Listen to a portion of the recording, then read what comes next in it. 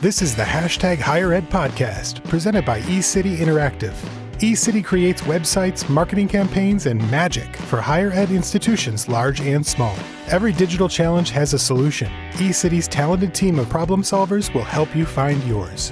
And now, here's your host, Stephen App. Hey everybody, and welcome to Season 2, Episode 11 of the Higher Ed podcast. I am your host, Stephen App. Really cool show today. We have Tim Cigelske with us. He is the social media director of Marquette University. And honestly, for anyone who knows Tim, that is probably the least interesting part of Tim's life. Tim is an incredible beer runner. And Tim, if I'm not mistaken, almost teammate of the infamous Dwayne Wade. Is that right?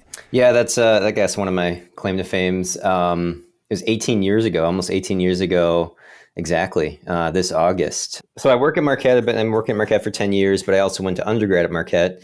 And I arrived at the same time as Dwayne Wade, as luck would have it. And before classes even started, like, I don't know if you remember, at least it was in our campus, or at least for me, we had kind of a big urban campus, and you're kind of worried about where you're going to go to class on Monday morning, and so they split you up into teams during orientation and send you on these scavenger hunts around campus. So I was in a small group and happened to be paired with Dwayne Wade, who I didn't know at the time. He was, a recruit. He was a freshman like me, and so we were just talking about basketball, and he was wearing a basketball jersey. And I'd been a huge pickup basketball player in high school and middle school, and that's just how I made friends. And so getting to college, I'm like, along the same lines, I'm like, well, this is how I'm going to make friends in college, is like, I'm going to join an intramural team, and we're going to, these are going to be my best friends for 4 years. Didn't exactly work out like that, but, that's what you think when you're heading in. You're going to be the same person you were, in high school and middle school. And so I was like, well, yeah, I'm putting together this intramural team. Do you want to join my team? And he's like, well, I don't think coach is going to let me do that. And I was like, what do you mean? And he's like, well, I'm on the team here, on the basketball team. And I was like, oh, yeah, you should probably just stick with that then. It worked out okay for him. It's funny when you're at a big school. So I came from Temple, and we had, who is now the future head basketball coach at Temple University, Aaron McKee, would play pickup with us every once in a while. And, here's a guy who hasn't played professional basketball in over a decade, and he was just whizzing passes by your head. There's nothing like playing with a former professional to realize just how terrible you are at a sport. Yeah. So I did end up playing lots of intramural for 4 years, and I was an RA, and so I played with my residents, and we played in the B League or whatever. So there was no elite pickup for me, and I certainly didn't have a future NBA teammate. But when he won his first championship with the Heat, it was shortly after, I think that was like 2006. So, I remember texting my friends from college and being like, we could have been great together, just if he had joined my intramural team rather than teamed up with Shaq on the Heat and won an NBA championship. It could have been a different story, but it's my claim to fame. And the funny thing is, like, as I've worked here now, I've met him again. I did not bring up the story with him. I met him, briefly in alumni events, and I wasn't going to bore him with that story. But I have met his sister, who's the head of his foundation, and she's pretty involved with some initiatives here at Marquette. So the first time I met his sister, I told her that story, and she just cracked up. I love it. Well, hey, let's talk about some things that did come to fruition at Marquette for you. And, we're talking about podcasting today. And we've talked about podcasting once before on this show. But, Tim, you've got a really cool thing going at Marquette with your podcasting, and that you're not just doing one show, which is where a lot of institutions stop. You have 3 separate podcasts, each with their own audiences and goals. I wonder, as we kind of kick off the show today, if you could just give our listeners a brief overview of these 3 distinct podcasts that you have at Marquette. Sure. So, I like to kind of describe it. We have a podcast for the president, a podcast for the provost, and a podcast for the people. So we have our president of Marquette, who previously, when he was a different institution, had a radio show. So he was a natural fit. He actually wanted to have some continuation of a radio show. And what we found was we could just do it in-house. And it was actually much cheaper to produce and much easier. You didn't have to go to a studio. You could have a lot more control over it. So we decided to set up a podcast that was like his radio show. And that podcast is called Marquette in Milwaukee. And because our President Lovell is so externally involved with so many different community partners, we will have shows where we have guests on who do different initiatives with him. So, for example, we had a tourism show. And so we partner with Visit Milwaukee, the tourism bureau here, and we had alums who are involved in the tourism industry in some way. So we had an authentic German pretzel maker who actually has an MBA degree from Marquette. And he talks about how he's starting this company is kind of like the longest MBA coursework ever. And then someone who started his own brewery after working in admissions here and getting his degree and studying abroad, also in Germany. So yeah, there was a very dramatic tourism themed show, but things like that where you can highlight, something you don't get a chance to talk about every day. And the fact that Marquette has these partnerships in the community and relationships in the community. So that's one. And then the other one, or one of the other ones, is the Provost podcast called Illuminating Intellect, which is about research. So our Provost, Dan Myers, interviews different faculty. And you really get to talk about research in depth in a way that, again, when you're looking at social media, you're scrolling through, you can't really go in depth on shock physics or the science of overeating. Or ancient history. So some, pretty meaty topics that he can really geek out about and talk to faculty about, why they do what they do.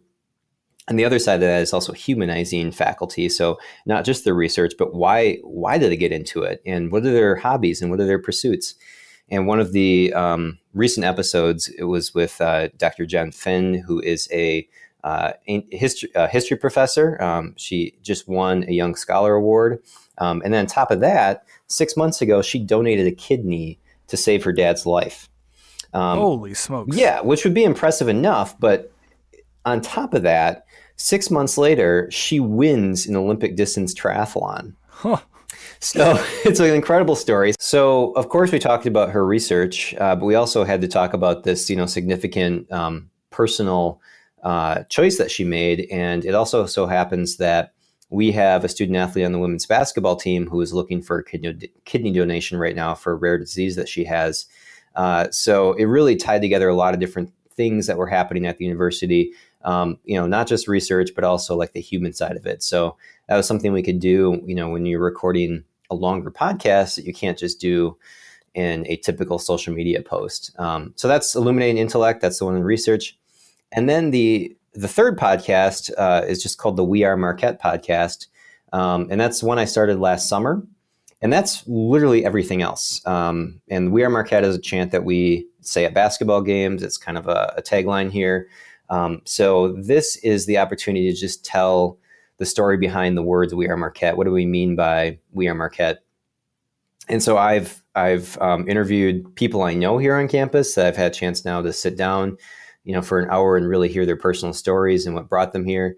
I've interviewed former students. One of the, I think, more powerful episodes was a student of mine who was in my media writing class.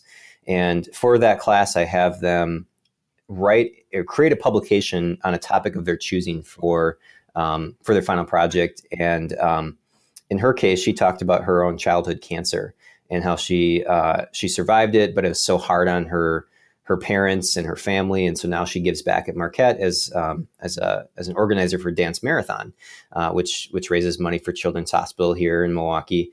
And so I just asked her, I was like, "This is such a great story. It's such a powerful story," and I was literally in tears as I was reading your final project. Would you be comfortable coming in and recording your story? And she, of course, said, "Yes, I want to get my story out there." And as she's telling her story again, she breaks down in tears, and it's really hard to get through. But she gets through because she wants people to hear it. And I think that's also the power of audio, where you can hear the emotion in someone's voice. You can hear how much it means to them. There's things that you can do at a podcast to tell a story that you can't do, in print. You can't do, as a blogger through text, you can do a little bit through video, but I think there's something about having earbuds in your head and hearing someone's personal story. And that was my goal with the We Are Marquette podcast, whereas you could really get the personal side, the human side of the institutional stories. So those are the three podcasts, Marquette Milwaukee, Illuminating Intellect, and We Are Marquette. And what's kind of nice about having three podcasts is, for me, it gives a lot of variety and a lot of experimentation where I can try different techniques and try different approaches to tell different stories of the institution in different ways. Yeah, they are so different. And you mentioned the Marquette and Milwaukee podcast was something you started last summer.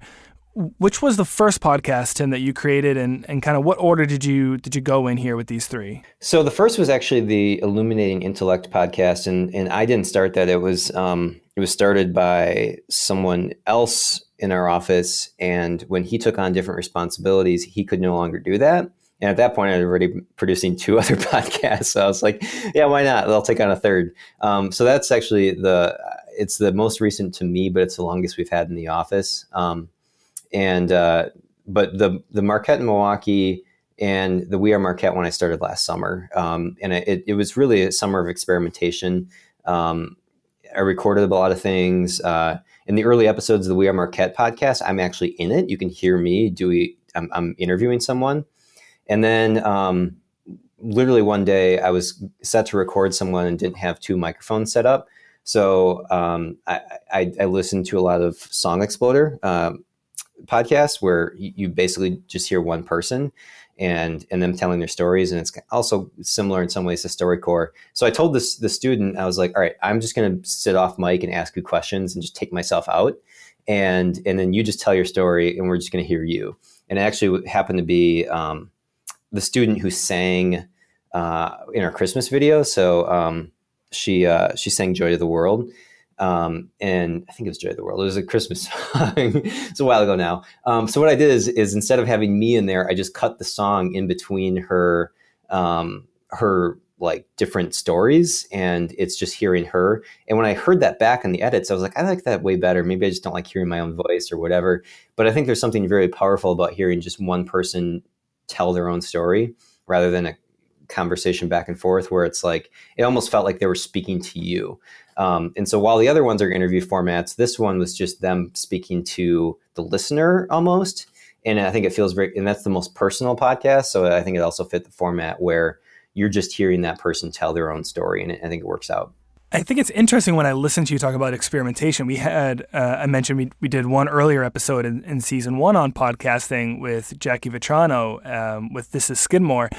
And I thought that she came from a similar angle to what I'm hearing from you, which is very much about experimentation and almost, I don't want to offend you in any way, but almost winging it in a way and winging the format and just trying something new. Is that accurate to you, Tim, in terms of your approach, at least for the We Are Marquette podcast, where you were just trying something new and seeing how it worked? And why were you comfortable with that approach, if that's correct? Yeah, absolutely. And I think that is a fair characterization. I was just winging it and intentionally. There was certainly a lot less winging it when it came to the President's podcast. That one involved more people and more planning and higher stakes. But for one where I just started kind of on my own, the We Are Marquette one, it was intentional experimentation. And part of it is podcasting still an early stage format. And there is experimentation. If you listen to some of the formats now, you subscribe to a wide variety of podcasts, there is a lot of diversity in how they tell their stories. And I think there can be more diversity rather than just, two people with a mic. And so I intentionally tried to see what worked best, what I liked hearing, and also what I liked hearing in other podcasts as I listened to a greater variety of them. And it reminded me in a lot of ways of the earlier days of social media when you did just try things to see what would work and experiment, and the stakes were a little bit lower. It felt like for some of this, the stakes were lower and we could try things. And, I could always edit things or not release a podcast or not release an episode. There was some of the early ones that I recorded that I did not release. I was just like, I just don't think this worked. I don't think this format sounds natural enough. And so, that's how you learn. It's like I teach a class on creativity here at Marquette. And of course, you can't just wing it all the time, experiment, and you're going to learn from that and then implement some of those things. But that was the joy of doing some of these things is I've been in this role now for a decade. So there are some things that just kind of become rote routine, and trying things and seeing what worked and winging it to some degree felt very refreshing. And I have certainly learned in the process and have a lot more to learn as I continue. Hey, podcast listeners. If you're anything like me, you've likely found yourself listening to more and more podcasts lately. And if that's the case, you're not alone. Recent research shows that 26% of Americans now listen to podcasts monthly. That's higher than the percentage of Americans using Twitter. For many podcast consumers, the rise in podcast popularity has led to dreams of producing a branded podcast for their own institution. Unfortunately, the road to planning and producing a podcast isn't as straightforward as consuming one. Luckily, the team at eCity has just released a new ebook that details the aspects of podcasting that you need to consider before pressing the record button on your own show, as well as how to ask for help if you're struggling to get started. Grab the ebook now at ecityinteractive.com/resources. That's ecityinteractive.com/resources. And as always, thanks for listening. Tim, I mean, when you were thinking about starting this podcast, and I'm again referring to the We Are Marquette podcast in particular, obviously, right? You're trying new things, seeing what works and what doesn't work. But what were some of those early questions that you almost needed to ask yourself about podcasting as you were thinking about not even just what's the format or from a creative angle, what is the structure of the show, but even more logistically, I mean, what were some of those questions that you had to kind of ask yourself before you could launch this? Part of it was some of the questions I didn't even know. I didn't even know what to ask. It's like the unknown unknowns. I'd say with the President's podcast, which was one of the most intentional, I had to do things like learn how to book a studio space because the rest of it was just done in our storage closet. The President's podcast was not done in a storage closet. So it would be like, how do you book multiple people? Who should be on there? How do you get diversity of content and people? Who should be the host? Should there be a host? And of course, one of the things I'm still learning is how do you edit? What should be edited? What should be left in? Should there be a story arc? I'm going back to my own journalistic training. There's certain questions you do ask, who, what, when, where, why? What's timely? What stories do you need to tell? Why should people care? And I fell back on, I think, a lot of those journalistic training questions of how do you tell a good story and how do you craft a good story? And then part of it comes down to just training your ear. And how do you, when editing audio is very different than editing text, which I'm used to. I can see in text when there's superfluous words, when I need to cut things down, and when I can just take this and move it to another place. But I learned that audio is similar in that I start to make notes now when I'm recording. I never did that before when I first started. Now I know I'm gonna take notes, and when I'm producing stuff, I will just say at minute 36, trim this. Not just that because there was a screw up, but because this could be tighter. There's some stuff in there that we don't need. So yeah, I don't know if that answers your question because I learned as I was going what questions to ask. But I'm grateful and I'm glad I have a journalism background because it's the same, but it's different. It's the same storytelling and story crafting and story planning. But it's in a different skill set and a different format that almost a different language you have to learn as you're going on. Tim, you mentioned early on I think if I heard you correctly, right, there were a couple episodes or snippets that you just didn't feel comfortable with. Are there any mistakes that you remember making in the early days of podcasting and kind of what did you learn from that, I guess? The biggest thing is just getting comfortable with it. I think Ira Glass talks about how there was something he mentioned in This American Life episode about how much tape you have to record in order to sound natural, before someone forgets that they're being recorded and there's a microphone in front of their face, which is very unnatural. And I think so a lot of times the beginning part you just have to throw away. It's almost like you're planning to ask questions that are not going to get to the heart of things because you can't instantly build a rapport with someone that is going to sound how you want it to sound sometimes. So I guess if this is a mistake or not, but being comfortable with it's not going to be perfect on the first take and the first couple questions, and it's going to take it's going to take, you're going to record an hour to get 20 minutes, or, like it's okay to sit and continue to dive into a certain topic or do a detour until you get to what you want. So I guess maybe like if I made some early mistakes, it's trying to rush the recording or trying to make it sound perfect. Or even like one of the things of like having, the benefit of taking me off the recording is I didn't have to be like, how do I craft a question that sounds great when I'm recording?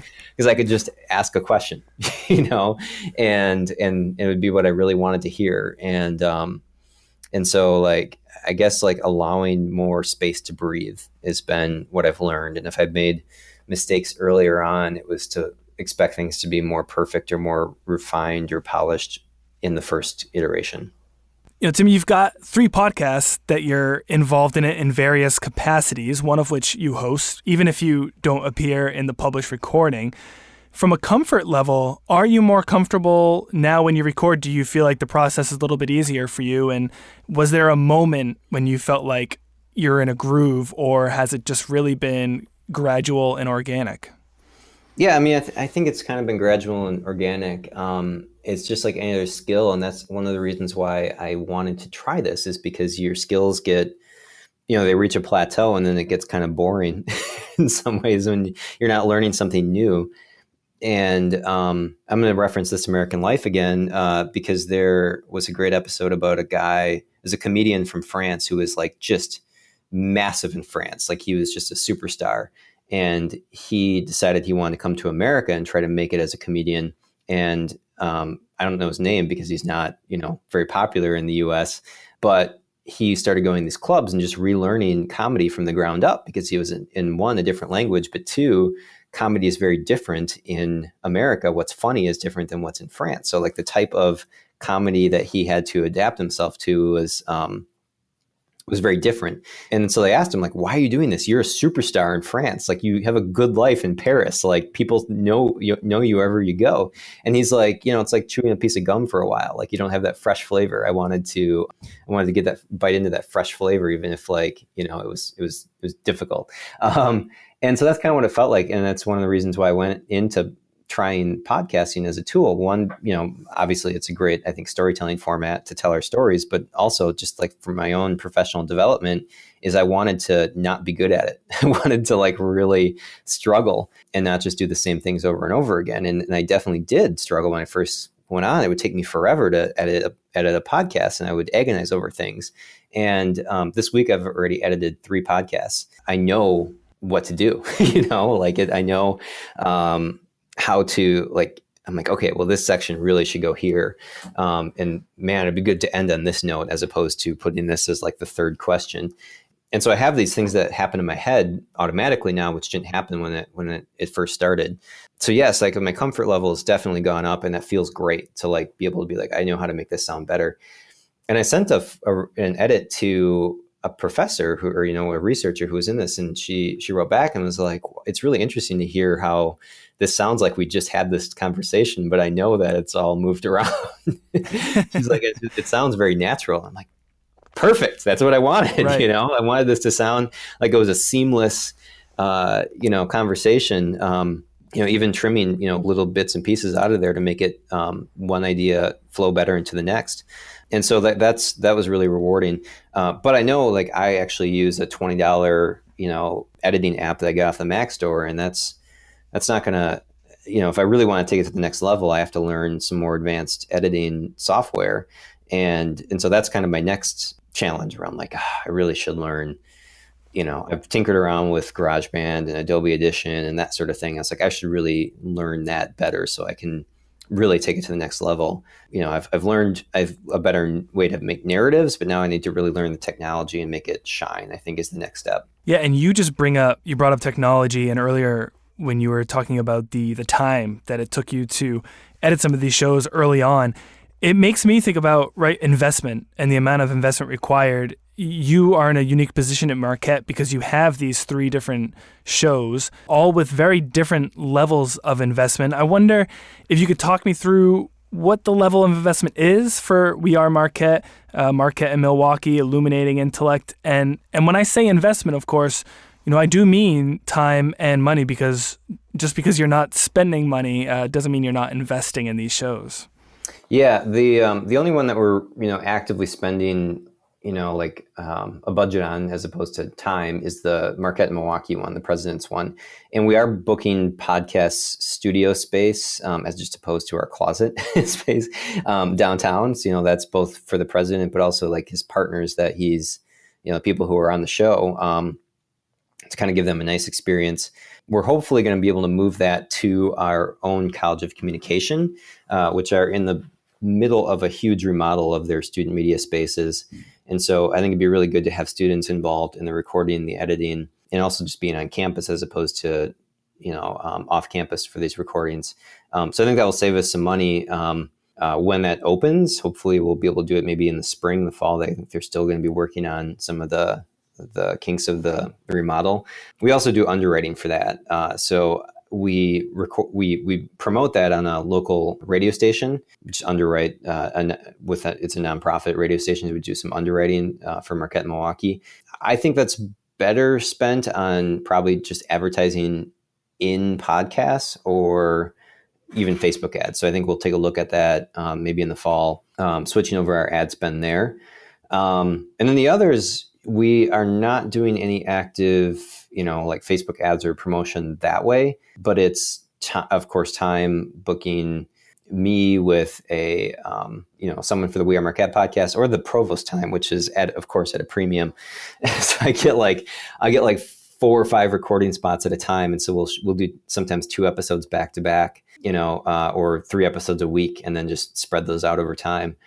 And the other thing that I did this past spring was hire a new podcast intern for the first time. And also have had other interns just help with some of the initial edits, just cutting out cutting out my time in the We Are Marquette podcast. So there is some of that, but we have, a budget for interns in our office. And so rather than general interns or even social media interns, we had a dedicated intern for audio editing and interviewing, and had a graduate student do that. I am looking for someone in the fall. My graduate student's leaving. So if any Marquette students who are listening to this and are proficient in editing and recording, please let me know. Tim, with the amount you mentioned, right, the Provost time is at a premium versus maybe for We Are Marquette, we're able to find individuals to join the show with probably a little bit less difficulty from a scheduling standpoint. How is that impacting your publishing cadence? How often are you publishing We Are Marquette versus, Marquette and Milwaukee, where again, I mean, gosh, if the Provost time is at a premium, the President's time certainly is as well. So, what is the difference in publishing cadence for those 3 shows? Yeah, I mean, we're still definitely trying to figure it out. So the Illuminate Intellect and the President's podcast, those are, they're not in any sort of timetable. They're just basically when we get people in, and summer is a good time to get in some extra recording. The President's podcast, we book studio time. We started 4 times a semester, and then we moved to 5 times this spring just because we had some extra budget, partially because I took over the editing. Right? I was like, I can do all the editing in-house, and that saved us some money and allowed us to spend more time in the actual studio. I think we're still trying to figure out the cadence. I certainly don't have the answer. Part of it is, okay, if there's something timely, can we get this out now? Like we did, our Visit Milwaukee, our tourism podcast. I was like, we got to get this out before, Memorial Day. So it's timely, and that's what we did. In the We Are Marquette podcast, I had a goal of producing 1 a week for the whole semester. I think I did it. I'm trying to think if I did it fall semester. I at least did it spring semester where I did one a week, and I mostly stuck to that schedule. And that was just no reason other than like a personal sort of goal of like, if I can produce this stuff, right on a regular schedule and not fall out of the habit, I can learn better. And also like, it'll keep it top of mind for people. And then I took the summer off of producing those, but we still recorded those. But I'm still trying to figure it out. It's like anything in digital media, it never sleeps. So you could constantly produce stuff, or you could never produce stuff, and you have to kind of figure out what's the happy medium of getting things out on a regular schedule. But I don't have a great answer to that yet.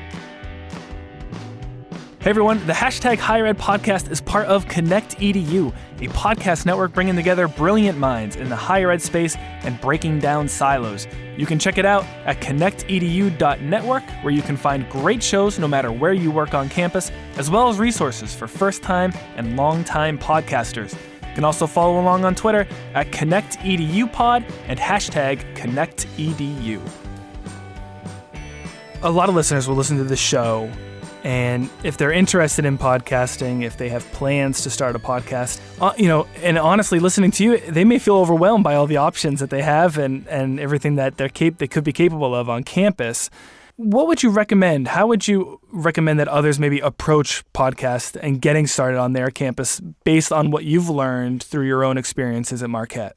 Oh, man. I don't know if mine is the the example to follow or not. But I will say, think about whose stories you want to tell and who can you tell through audio. And because I think you got to think about that as audio is the format and the medium is the message. So if you do want to tell one, don't just do it because it's a hot new platform, but what would be good storytelling through it. And I still want to do a better job of getting out in the field rather than just in a studio. And I'm still working on that. I have a portable recorder. I've recorded some stuff in the field, but man, it takes a lot more time to edit and to put together into a package. So maybe that's the next step. But, I think about who are the people on your campus that have a good story to tell that you can really dig into, as opposed to just here's another platform. Let's throw some content on it. But how can you use this platform and play to its strengths, which is really getting in depth in your conversations and in your content. It's funny when I hear you talk about storytelling, right, and really taking advantage of the medium. What is success for you for these podcasts? I mean, how are you proving to your stakeholders that these are worthy endeavors? And I imagine those are three very different conversations here. Yeah, in terms of sheer metrics, I think one of the ways to show success is the reach of all of the content that comes from these podcasts. So it's not just the podcasts themselves, which get a few hundred downloads, but it's what you can do with all of the pieces inside of it. Because if you have, an hour's worth of content and you're not going to have 30,000 people listening to that hour's worth of content, at least what you can do is take some of the more compelling parts of it and parse them out into blog posts and into video snippets that then lead people back to try to get more subscribers over time. But then you can at least show metric wise that, okay, only if you have a couple hundred downloads to start with, you have 20,000 people who watched this video or got that many views on Facebook. So I would say in pure just numerical success, you can't just look at what you start off with on podcasts, because it's a slow burn and it's going to take a long time to build an audience. And we're still in the early stages of podcasting overall, even though that's growing really quickly. And I think home speakers is going to accelerate that. But the other side of things, the anecdotal and kind of impact metrics are what people are saying about the content you're getting out there, because it's fundamentally different than, what they're used to seeing from you or from social media. So those are the kind of things I also like to point to. We had someone who joined the parents group and wanted to know more about engineering programs for her daughter. And I was like, you have to listen to our engineering dean's podcast. She's phenomenal. And I think your daughter would really enjoy it if this is what she's looking into. And she wrote back and was like, I've already listened to that podcast. It really, my daughter loved it. I'm like, kidding me, right? That's amazing. So of course I sent that to my boss and, take a look, these things are having an impact, and doesn't always show up. Those kind of things can't show up all the time in your raw numerical numbers, but you should also be collecting those stories about here's something that had a big impact on a prospective student or an alum or a parent or whoever. Yeah, that almost you've hinted at the question that I wanted to ask next, which was, you talk about reach for these podcasts. How are you communicating internally with other departments, whether that is the alumni relations or the admissions team, to make sure that they're taking advantage of the content you're creating and making sure that they're reaching relevant audiences with those stories? Yeah, that kind of goes back to your good old-fashioned social media strategies. And so we use Sprout Social for social media management. We have 30 some different users and 70 some different accounts in there. So, this week we had, the podcast I posted was Dr. Sujin Choi from the College of Health Sciences. She's a biomedical sciences professor, and she talked about the science of overeating, and it was really fascinating. And just a quick snippet of that is she studies that there's two different parts of your brain that controls eating if you're hungry or eating for pleasure. And there's studies that show there are more than 300 distinct motivations about why we eat. I mean, think about it. You're like, oh yeah, I'm not eating this right now because I'm hungry. I'm eating it because it's in front of me, or it's like someone's snack, that they brought to work, or it's cultural, or it's a holiday, or whatever.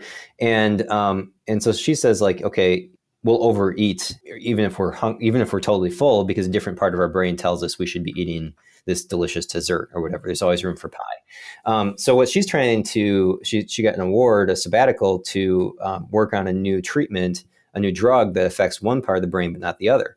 Because think about, like, if you have a drug that just suppresses all, eating motivation, like, well, now, you could literally starve to death. So it's a tricky thing. You have to treat one part of the brain but not another. But that was a fascinating thing. And it's like, I'm getting this out there in a blog post, in a video, and in a in the podcast itself. And then I sent that to our communications person for the College of Health Sciences. And I was like, can you put this on your Facebook page and get this out there, which he did. I was like, do you also have any additional photos of this professor that I can use for the video? And then he sent me additional photos he did in a photo shoot a couple of years ago. So we worked very collaboratively there to promote her podcast.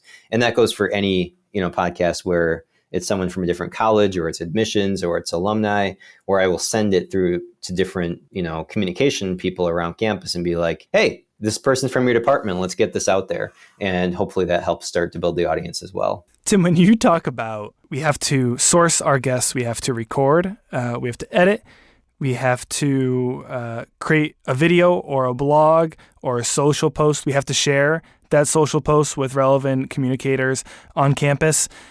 Have you ever measured, or do you even have a guess at how much time you are spending per episode? And we'll use We Are Marquette as an example, from start to finish for one given episode.